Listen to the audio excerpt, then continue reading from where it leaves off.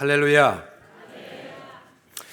찬양대가 참 은혜가 충만합니다. 제가 들을수록 무엇보다도 참 은혜롭다. 3일간 찬양대에 서는 거 쉽지 않습니다. 저희 교회도 집회를 하면 서로가 2부가 해, 3부가 해, 그리고 서로 안 하려고 한 번만 하려고 그러는데 참 하는 그 모습만 봐도 은혜가 되고 실력은 더 훌륭하십니다. 오늘 솔로 해주시는 그 찬양이 제 마음에 와서 닿고 참 은혜로운 찬양을 제가 받았습니다. 오늘 본문의 말씀을 이해하려면 본문의 내용을 좀 아셔야 됩니다. 창세기 28장에서 야곱은 형 에서의 장자의 축복을 강탈했습니다. 그러자 에서는 반드시 내가 야곱을 죽여버리겠다, 이 분노와 미움으로 가득하여 야곱은 이 고향을 떠나 이 삼촌 라반의 집으로 20년 전에 도망을 가야만 했습니다. 근데 삼촌 라반의 집에서도 빈손으로 들어간 야곱이 재산의 반 이상을 자기 것으로 만든 것에 대한 분노로 라반과 그 아들들이 경계선을 긋고 다시는 돌아오지 마라, 그리고 쫓아버렸습니다. 그런 상황에서 형 에서가 400명의 장정을 데리고 야곱을 잡겠다고 쫓아오고 있습니다. 야곱이 뒤로도 도망갈 수 없고 앞에서 형 에서가 쫓아오는 곳을 피할 길이 없어서 브니엘에서 자기의 병든 것들을 먼저, 건강하지 못한 것들을 먼저 보내고 그 다음에 건강한 선물들을 보내고 종과 그 자녀들을 선물로 보내고 자기의 그 레아와 그 자녀들을 선물로 보내고 다 주고 자기는 이 브니엘에 혼자 누워서 하나님과 씨름을 하고 드디어 아침을 맞이한 것입니다. 이제 에서가 시야에 들어오고 피할 길이 없었습니다. 그래서 야곱은 형 에서를 보는 순간 3절 말씀에 보면 자기는 그들 앞에서 나아가되 몸을 7번 땅에 굽히며 그의 형 에서에게 가까이 갔다. 당시의 풍습에 의하면 텔렐 아름이나 석판에 왕에게 나아가는 자의 자세가 7번 절하고 나가야만 했는데 야곱이 형 에서를 만날 때에는 왕을 아련하는 마음을 가지고 형 앞에 엎드렸던 것입니다. 형이 자기를 향하여서 칼을 겨누고 칼을 들어 칠 줄만 알았는데 형 에서가 더 이상 지체하지 못하고 야곱을 끌어안고 입맞추며 화해하며 눈물을 흘리는 모습입니다. 야곱이 20년 동안 타향살이하며 어쩌면 종노릇과 같은 삶을 살아가면서 고생해야만 했던 20년이 두려움으로 가득하고 어쩌면 형 에서를 평생 안 만났으면 좋겠다라고 생각하고 살아왔는데, 고향을 떠나 홀로 살아왔는데 20년 만에 형 에서는 자기를 죽이려고 하지 않고 비극이 아니라 용서와 화해와 사랑의 결말을 가져왔던 것입니다. 이럴 줄 알았으면 야곱이 20년 얼마나 서러웠겠습니까? 저는 그 마음을 이해합니다. 제가 초등학교 3학년 때 저희 아버님이 교회를 건축하고 있는 중에 교회 앞에 마당에서 야구 시합을 하다가 내가 파울볼을 쳤는데 금화 아파트 3동 지하 1층 102호실 잊어버릴 수가 없는데 유리창을 깼습니다. 그래가지고 다 도망갔어요. 다 도망갔는데 8동에 사는 말대가리라는 친구가 자기 좀 붙여달라고, 아니 짝이 맞아야 붙여주는데 자기 좀 붙여달라는 거예요. 그래서 이 야구 끝나면, 이 시합 끝나면 붙여줄게 그렇게 얘기해도 그 친구는 안 했으니까 우리는 쨍그랑해갖고 다 도망갔는데 이 친구는 도망 안 가고 주인 아줌마한테 가서 요 앞에 목사 아들이 깼다고 그리고 와가지고 나한테 빨리 가서 빌으라는 거예요. 왜? 내가 다 얘기했다는 거예요. 그래서 제가 아줌마한테 가서 아줌마 제가 목사 아들입니다. 제가 깼습니다. 유리창 값이 그때 300원 정도 했습니다. 우리 아버님 보시다시피 지금 현장에서 막노동꾼처럼 저렇게 일하시면서 교회 건축하는데 제가 아버님한테 300불 달라는 면목이 안 섭니다. 그러니까 석 달만 기다려 주십시오. 그러면 제가 갚겠습니다. 이 아줌마가 초등학교 3학년인데 그래? 그럼 네가 그렇게 하거라. 그리고 거기다 라면 박스로 막아놓고 3개월을 기다려줬어요. 저는 이대 입구에서 서대문까지 내정거장입니다. 저희 집은 이대 입구였었고 학교는 서대문이었는데 내정거장을 제가 아침 1시간 전에 걸었습니다. 초등학교 3학년 학생이 제 별명이 5분만이었습니다. 어머니가 아침마다 깨우면 5분만 더 자고 깨우면 5분만 더 자고. 저 어렸을 때 목사하라고 그랬을 때 제가 목사하는 건 좋은데 가장 싫은 게 새벽 예배였던 사람입니다. 그랬는데 제가 책임감이 있으니까 300원을 물어내야 되니까 버스값이 그때 555원이었는데 걸어 다녔습니다. 학교를 계속 걸어 다니고 돈을 모으고 비 오는 날은 비를 홀딱 맞고 제가 걸었습니다.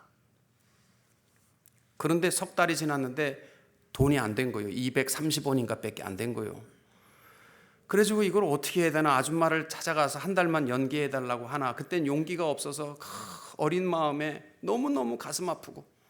그런데 실례합니다. 그런데 그 아줌마 목소리예요. 내가 밥 먹고 있는데. 그래서 아줌마가 들어오더니 이 집 아들이 석 달 전에 유리창 깨고 300원 물어내기로 했는데 석 달이 지났는데 연락이 없습니다. 그래서 우리 어머니가 300원을 물어냈습니다. 제가 저금 통장을 갖고 와서 어머님 앞에 내려놨습니다. 밥 먹다 말고 엄마 내가 그동안 그랬더니 안다.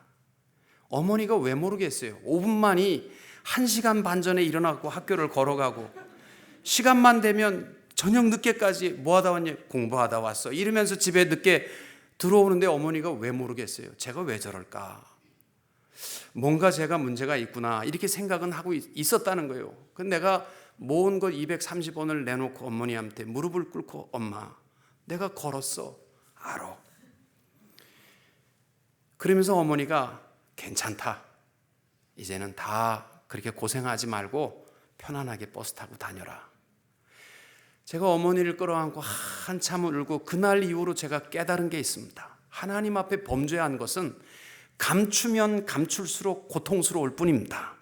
빨리 고통과 어려움이 있으면 내놓으세요. 그러면 우리 하나님께서 다 전능하신 하나님께서 해결해 주실 줄로 믿습니다. 이 야곱이 20년 동안을 가슴앓이 하면서 형을 피하려고 애를 썼는데 20년 만에 형이 자기를 죽일 줄 알았는데 자기를 용서하고 자기를 끌어안고 화해한 것입니다. 이러한 축복의 야곱의 모습을 보게 되면 제일 먼저 우리가 깨달아야 할 것이 겸손함에 감동의 힘이 있어요. 야곱이 어쩌면 형 에서를 만날 때 왕에게 대하듯이 더 나아가서 10절 말씀해 보시면은 내가 형님의 얼굴을 배운즉 하나님의 얼굴을 배운즉 하나님의 얼굴을 본 것 같사오며 형님도 나를 기뻐하심이니이다. 얼마나 야곱이 안타깝고 죽기 싫으면 형님 얼굴을 뵈는 순간에 하나님의 얼굴을 배웠는 듯한 이러한 고백을 하겠어요. 낮아진 고백은 용서하는 힘이 있습니다. 낮아지는 고백은 감동시키는 힘이 있어요. 천국에 들어가는 자격에도 보면요, 예수님께서 이러이러한 사람이 주의 나라에 들어갈 것이다 보다 우리가 주목해 봐야 할 것이 있습니다. 이런 사람은 절대로 못 들어간다. 천국에 이런 사람은 절대로 못 들어간다. 이렇게 주님이 하신 말씀이 있는데 누구냐면 마태복음 18장 3절에 보면 진실로 너희에게 이르노니 너희가 돌이켜 어린아이들과 같이 되지 아니하면 결단코 천국에 들어갈 수 없느니라. 아멘. 그래서요, 우리 예수 믿는 사람들은 낮아지셔야 됩니다. 그리고 형제를 높임에 위대한 힘이 있습니다.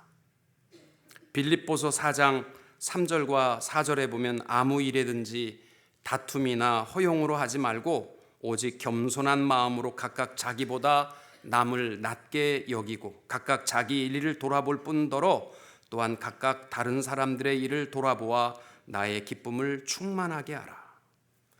그래서 저희 교회는 교회에서 아침에 예배를 드릴 때마다 서로 인사하는 것이 있습니다. 형님의 얼굴을 배우니 하나님의 얼굴을 배운 듯 하옵니다. 저희는 그렇게 인사해요. 근데 그게 아무것도 아닌 것 같은데요, 감동시키는 힘이 있어요. 서로가 주님의 얼굴을 배운 듯한 겸손한 마음, 형제를 높이는 마음이요, 놀라운 감동의 역사를 이루어 주시는 줄로 믿습니다. 오늘 특별히 말씀에서 우리가 기억해야 할 것은 앞에 펼쳐져 있는 두려움과 난관에 대해서 두려워하지 말라는 것입니다. 야곱이 20년 동안 하란 땅에서 종처럼 살아야만 했던 근본적 이유는 형 에서의 분노였습니다. 창세기 29장에 보면은 야곱이 집을 떠나기 전에 하나님께서 이미 주신 약속이 있었습니다. 내가 너와 함께 있어 내가 어디로 가든지 너를 지키며 너를 이끌어 이 땅으로 돌아오게 할지라. 내가 내게 허락한 것을 다 이루기까지 너를 떠나지 아니하리라. 하나님께서 고향을 떠나는 야곱에게 너와 항상 함께 할 것이다. 네가 어디를 가든지 함께 할 것이고 너를 반드시 이곳으로 돌아오게 하리라. 하나님이 주신 약속이었습니다. 그런데 야곱은 다 잊어버렸습니다. 하란 땅에서 하나님의 약속을 잊어버리고 재산 늘리는 재미에 고향으로 돌아갈 생각을 다 잊어버렸을 때 하나님께서는 한시라도 야곱과의 약속을 잊어버리지 아니하셨고 외삼촌 라반과 그 아들들을 동원해서라도 하란 땅에서 견딜 수 없도록 강제로 내어 몰아내셨고 떠날 수밖에 없도록 역사하셨던 것입니다. 또 하나님께서는 이미 에서와의 감동적인 화해를 계획하고 계셨지만 야곱은 혼자 생각에 그야말로 공포와 두려움을 가지고 있었던 것입니다. 우리들도 그렇습니다. 때때로 하나님은 우리를 향한 약속을 변함없이 지키기 위하여 기다리시지만 우리는 하나님의 약속을 잊어버리고 오늘의 먹고 마심에 취하여 살아갈 때 때때로 하나님은 주의를 동원해서 우리를 강제로 밀어내실 때가 있어요. 그럼 우리는 죽을 것만 갖고 어떻게 미래의 두려움에 공포에 떨 수밖에 없지만 사실은 하나님께서는 좋은 것을 예비하시고 우리를 그곳으로 밀어내시는 줄로 믿습니다. 그래서 우리는 확인할 것은 딱 하나 있습니다. 하나님이 나와 함께 하심이라는 이 약속을 기억하시면 현실 속에 일어나는 어려움과 고난에 대해서 두려워하지 마시고 하나님이 그로 말미암아 어떻게 축복의 세계로 인도하실 것인가를 기대하고 바라볼 수 있는 성도님들이 될 수 있기를 축복합니다. 뉴욕의 의과대학 생화학 교수인 데니 레인버그라는 분과 하워드 휴즈 의학 연구소가 여왕 개미에 대한 연구를 했습니다. 개미는 보통 집단 생활을 합니다. 수만 마리가 여왕 개미 한 마리를 중심으로 해서 집단 구조를 이루고 있습니다. 근데 보통 여왕 개미는요, 다른 개미에 비해서 몸집이 10배 이상 큽니다. 그리고 수명도 보통 개미에 비해서 10배 이상 길게 산다라고 말합니다. 그런데 여왕 개미는 날 때부터 여왕 개미로 태어나는 것 아닙니다. 그리고 개미라는 것은요, 여왕개미가 2마리 못 존재해요. 새끼 여왕개미 이런 거 없어요. 여왕개미가 2마리면요, 집단은 둘로 나누어지게 되어 있습니다. 그래서 여왕개미는 딱 한 마리예요. 근데 문제는 이 여왕개미가 딱 죽게 되면요, 이 모든 개미의 집단이요 흩어질 수밖에 없고 전멸될 수밖에 없답니다. 그래서 여왕개미가 죽게 되면 그 다음에 여왕개미를 어디서 모셔오겠어요? 뭐 한국에서 이민 모시고 오시지 다른 여왕개미를 모시고 오겠어요? 그게 아니라는 거예요. 여왕개미가 딱 죽게 되면 일개미 가운데 한 마리를 개미의 회의에서 여왕개미로 인정을 한답니다. 그러면 그 인정받은, 내가 이제는 여왕개미구나, 그 인정을 받는 순간부터 그 몸집이 커지기 시작한답니다. 그래가지고 수명도 10배 이상 길어지는 알을 낳는 일개미가 여왕개미로 성장되어져 가는 그 과정의 개미를 뭐라고 부르냐면 점프개미라고 말합니다.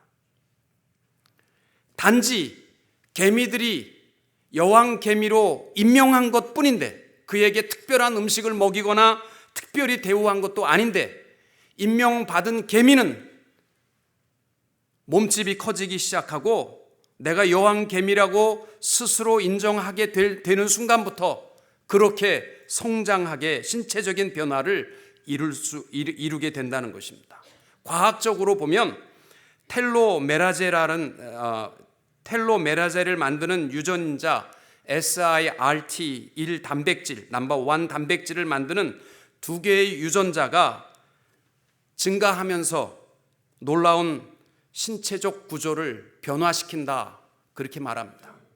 여러분 생각해 보세요. 개미도 일개미 하나가 여왕개미로 임명받는 순간부터 자기의 몸집이 커지고 여왕개미답게 수명도 또 알을 낳는 개미가 되어지는데, 사람이 어떤 생각을 품고 살아가느냐 하는 것은요 훨씬 더 중요한 줄로 믿습니다. 왜? 사람은 영적인 존재이기 때문에. 내 마음에 하나님이 살아계시고 하나님이 내 모든 삶을 순간마다 인도하시고 나와 동행하심을 믿고 살아가는 인생과, 내 인생은 나의 것으로 여기고 내 생각과 내 뜻대로 내 고집대로 살아가는 인생과는 전혀 다른 인생의 결론을 이룰 수가 있는 줄로 믿습니다. 빌립보서 4장 6절과 7절 말씀, 아무것도 염려하지 말고 오직 모든 일에 기도와 간구로 너희 구할 것을 감사함으로 하나님께 아뢰라. 그리하면 모든 지각에 뛰어난 하나님의 평강이 그리스도 예수 안에서 너희 마음과 생각을 지키시리라. 아멘. 베드로전서 5장 7절, 너희 염려를 다 주께 맡기라. 이는 그가 너희를 돌보심이라. 시편 50편 15절에 환난 날에 나를 부르라. 내가 너를 건지리니 내가 나를 영화롭게 하리로다. 아멘. 현실적으로는 힘들고 어려운 일이 있다 할지라도 우리가 확인해야 할 것은 하나님이 나와 함께 하시고 하나님이 내 길을 인도하시고 나와 동행하시는 것을 기억하면, 때때로 하나님께서 우리를 강제로 편안한 하란 땅에서 밀어내셔서 죽을 것만 같은 자리라 할지라도 두려워하지 마시고 하나님이 어떻게 인도하실 것인가를 바라보고 담대하게 승리하며 살아가는 성도님들이 되시기를 축복합니다. 두 번째로 우리가 꼭 기억해야 할 것은 야곱과 에서가 눈물로 서로 용서와 화해를 한 후에 에서가 야곱에게 물었던 것은 이 재물들이 뭐냐라는 것이었습니다. 8절에 보시면 에서가 또 이르되 내가 만난 바 이 모든 때는 무슨 까닭이냐. 야곱이 이르되 내 주께 은혜를 입으려 함이니이다. 형의 마음을 돌려보려고, 실상은 하나님이 다 에서의 마음을 돌려놓으셨는데 야곱은 자기가 뭔가 좀 돌려보려고 자신의 목숨과도 같이 20년의 젊은 날 동안 이걸 위해서 라반과 그 아들들과 싸우다시피 해서 강탈했던 그 재산들, 그것을 두 때로 나누어서 1차 선물, 그걸로 만족하지 못하면 2차 선물, 1차 선물에 만족하면 2차는 자기가 갖고 2차 선물도 만족하지 못하면 지 새끼들도 다 주고 그것도 만족하지 못하면 내 아내들도 다 주고 이렇게 야곱은 마지막까지 머리를 쓰면서 에서의 마음을 돌리려고 했던 것입니다. 그러면서 9절과 11절을 우리가 주목해서 볼 필요가 있습니다. 9절에 보시면은 에서가 이르되 내 동생아 내게 있는 것이 족하니 내 소유는 내게 두라 그렇게 얘기했습니다. 그러니까 11절에서 야곱이 이렇게 말합니다. 하나님이 내게 은혜를 베푸셨고 또 내 소유도 족하오니 청하건대 내가 형님께 드리는 예물을 받으소서 하고 그에게 강권함에 받으니라. 아멘. 야곱도 에서도 하나님이 축복하셨습니다. 그래서 궁핍하지 아니하고 다 잘 살았습니다. 그리고 동생의 것들을 빼앗고 내 것을 지키고 그만큼 물질에 대해서 선물이 필요 없었던 에서와 야곱의 풍성한 삶이었습니다. 그런데 9절에서 말하는 에서의 고백인 내 동생아 내게 있는 것이 족하다 이 단어와 11절에서 야곱이 말하는 내 소유도 족합니다 라는 이 고백이요 똑같은 우리나라 말로는 만족이라는 단어를 쓰고 있지만 원어 성경에 보시면 히브리어는 다릅니다. 에서가 말하고 있는 내게 있는 것이 족하다라는 단어는 많다라는 것을 의미하는 랍이라는 단어를 썼습니다. 많다. 내 동생아 나도 많이 가졌다. 나도 더 쓸 것도 없이 풍족하게 많이 가졌다. 지금 그렇게 에서는 고백하는 것입니다. 그리고 11절에서 야곱이 말하는 내 소유도 족하오니 라는 이 단어 족하다라는 단어는 많다라는 의미가 아니고요. 모든 것을 가져서 나는 만족합니다.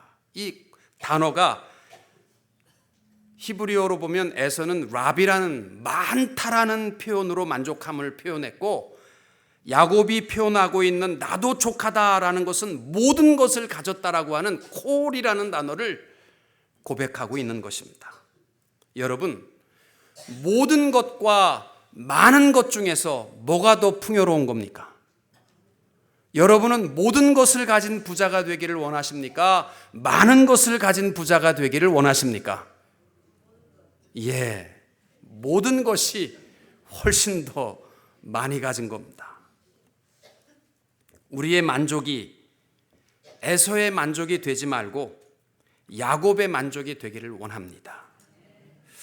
어쩌면 물질로 따지자면 에서가 경제적인 수지타산으로 하면 더 많이 갖고 있는지 모르겠어요. 왜? 에서는 많다라는 것을 만족하게 여길 만큼 많이 가졌어요. 우리가 잘 알다시피 미국의 최고의 부자였던 락펠러도 자기가 자기 스스로 나는 부자다, 많이 가졌다라고 생각은 평생 한 번도 안 했대잖아요. 많은 것으로 족하다라고 고백하는 말은요 굉장히 어렵습니다. 그러니까 에서가 어마어마한 부자였어요.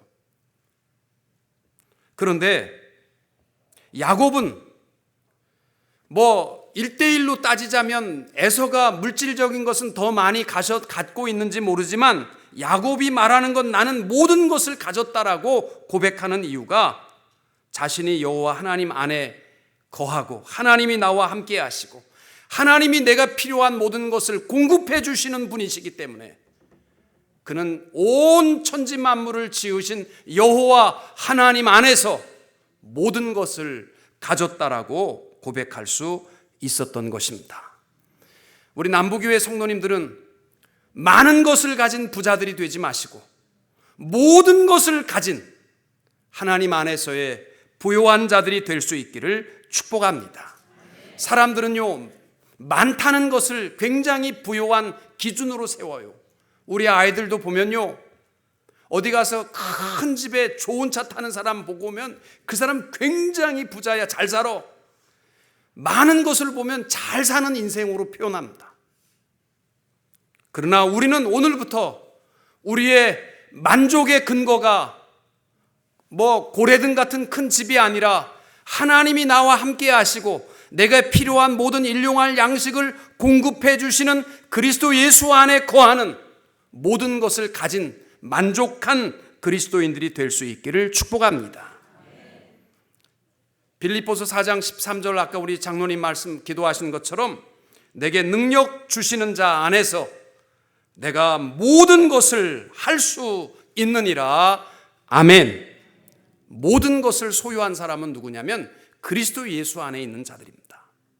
이 빌립보서에 보면은 4장밖에 되어 있지 않지만 in Christ, 그리스도 예수 안에서라는 단어가 50번 나오고 있습니다. 예수 믿는 사람들이 누리는 축복과 기쁨의 근거는 예수 안에 거함에 있는 줄로 믿습니다. 예수 안과 밖이라는 것은 천국과 지옥의 차이입니다. 전에는 너희가 그리스도 밖에 있었고 이스라엘 나라 밖에 사람이었다. 그러나 이제는 전에 멀리 있던 너희가 그리스도 예수 안에서 그리스도의 피로 가까워졌느니라. 아멘. 에베소서 2장의 고백입니다. 여러분, 우리가 예수 안에서 새로운 피조물이 되었다는 것, 고린도후서 5장 17절 말씀, 그런즉 누구든지 그리스도 예수 안에 있으면 새로운 피조물이라. 우리가 예수 안에 거하면서 갖지 못한 하나 때문에 가난하고 궁핍한 삶이 되려고 하지 마시고, 하나님이 필요하면 또 주의 이름으로 무엇인지 구하면 우리 하나님께서 공급해 주시는 것을 믿으시고 하나님 안에서 만족할 수 있는 주의 종들이 되시기를 축복합니다. 우리가 많은 것에 만족을 갖는다면 잃는 순간부터 우리는 절망적인 인생이 될 수밖에 없습니다. 그리고 LA에도 보면요, 부자들이 살아가는 것이요 결코 행복하지 않습니다. 그 지키기 위해서 LA의 범죄가 얼마나 많아요. 그래서 어떤 사람들은 돈을 너무 많이 벌어가지고 집에 들어갈 때 그냥 집에를 못 들어가고 동네를 한 바퀴 돌면서 누가 쫓아오나 안 쫓아오나. 이 교회도 그런 분 계세요? 그렇게 부자 있으십니까?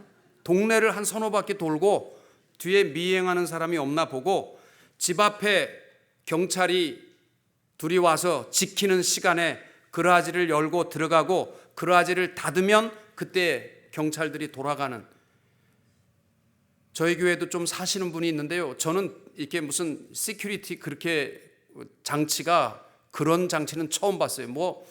문 열면 카메라가 켜지고 또 주위 집 근처에 무슨 개미 새끼만 움직여도 다 촬영하고, 또 들어가서 누가 알람 끌까봐 끄는 순간부터 또 켜지는 알람이 또 있더라고요. 또 주인이 불 끔과 동시에 카메라가 안에서 다 돌아가고 유리창 깨고 들어올까봐. 그 다음에 마지막에는요, 이 주인이 갖고 있는 키체인이요 스위치가 보니까 또 하나 있더라고. 그게 뭐냐면 누가 들어왔을 때 비상으로 그것만 누르면요 경찰하고 직접 연락돼 가지고 쫓아오는 거예요. 그것도 빼앗기면 어떡하겠어요. 그 여자 집사님이 차고 있는 목걸이 뒤에 보니까 스위치가 딱 달라붙어 있어요. 이게요 많이 가진 사람들의 만족입니다. 우리는요 하나님 앞에 맡기고 살잖아요. 세상의 부자는요 필요한 거 받아가는 사람이 제일 부자 아닙니까? 우리의 하나님 안에서 에서의 만족이 되지 말고 야곱의 만족을 가지고 있다가 없다가 이런 것 때문에 두려워하지 말고, 하나님이 필요하셔서 또 갖고 가시는구나, 또 우리에게 필요하셔서 공급하시는구나, 이러한 기쁨을 가지고 야곱의 만족으로 살아갈 수 있는 우리 남부교회 성도님들이 다 될 수 있기를 축복합니다. 우리가 그리스도 예수 안에서라는 것은요 이 땅 위에 우리에게 주시는 하나님의 최고의 축복입니다. 경쟁하는 시대 속에 살아가지만 우리 주위와 우리 형제들 가운데 힘들고 어렵게 살아가는 사람들에게 많은 것을 가진 사람은요 자기 거 잘 못 줘요. 많은 것 지키기 위해서. 그러나 모든 것을 가진 사람만이 아낌없이 베풀 수 있습니다. 왜? 다 가졌는데. 줘도 다 가졌는데요. 여러분 그 얘기 아시죠? 토끼와 거북이 이야기가 한국하고 일본하고 좀 다르잖아요. 우리 한국 동화 속에 나오는 토끼와 거북이는 둘이 경쟁을 하다가 토끼가 너무 빨리 가니까 가다가 잠이 들었습니다. 토끼가 몰래 살금살금 지나서 먼저 1등을 하는 것이 토끼와 거북이, 이 교만하고 잠꾸러기는 인생에 실패할 수밖에 없다. 그것이 우리나라 토끼와 거북이 이야기라면 일본의 토끼와 거북이 이야기는 시작은 같아요. 토끼와 거북이가 경쟁을 위해서 출발을 했답니다. 그리고 가는데 토끼가 가다가 잠드는 것까지 똑같아요. 근데 거기서 거북이가 가다가 야, 안 되겠다. 저렇게 잠자고 있으면 안 되겠다. 그래서 토끼를 깨웠대요. 그래서 토끼 손을 붙들고 같이 토끼가 그 다음부터는 빨리 가지 않고 같이 1등을 동시에 들어갔다. 이게 일본의 토끼와 거북이 이야기입니다. 어떤 게 더 좋은 것 같아요? 예, 우리 모든 것을 가진 자로서 좀 성도님들을 좀 돌아봅시다. 저희 교회에 집사님 한 분이 좀 잘 살다가 홀라당 망했어요. 아파트를 구할 돈도 없어서 뭐 부자가 망하면 도와주는 사람 일체 없더라고요. 집안 식구들이 길거리에 앉아 있게 생겼는데 어떻게 해요? 목사님 길거리에 나가는데 교회에서 좀 자게 해주세요. 그래서 내 주머니에 있는 돈, 체크 어카운트에 있는 돈 다 빼가지고 아파트 구하세요. 그래서 드렸어요. 그분이 신앙생활하면서 크리스마스가 되면 한없이 웁니다. 추수감사절이 되면요 한없이 하나님 앞에 나와 우세요. 내가 그래서 집사님 왜 그렇게 우세요? 그랬더니 그래요.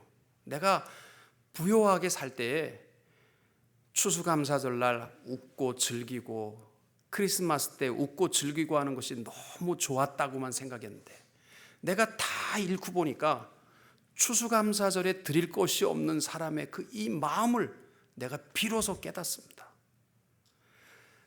이 크리스마스 때가 되면 막 캐롤이 울리고 즐거워할 때 자기는 아무것도 선물할 것 없는 그 괴로운 마음을 비로소 제가 깨닫습니다. 내가 이제 좀 살게 되면 나는 베풀고 살 것입니다. 그런 고백을 교회 앞에서 하셨습니다. 여러분 우리가 궁색하고 인색하게 살지 말고 우리는 이제는 야곱의 부자가 되어서 그리스도 예수 안에서 모든 것을 가진 부자로서 내 이웃과 형제의 아픔을 함께 나누고 사랑하고 함께 주의 나라에 입성할 수 있는 축복된 남부교회 성도님들이 다 되시기를 주님의 이름으로 축원합니다. 기도하겠습니다. 하나님 아버지,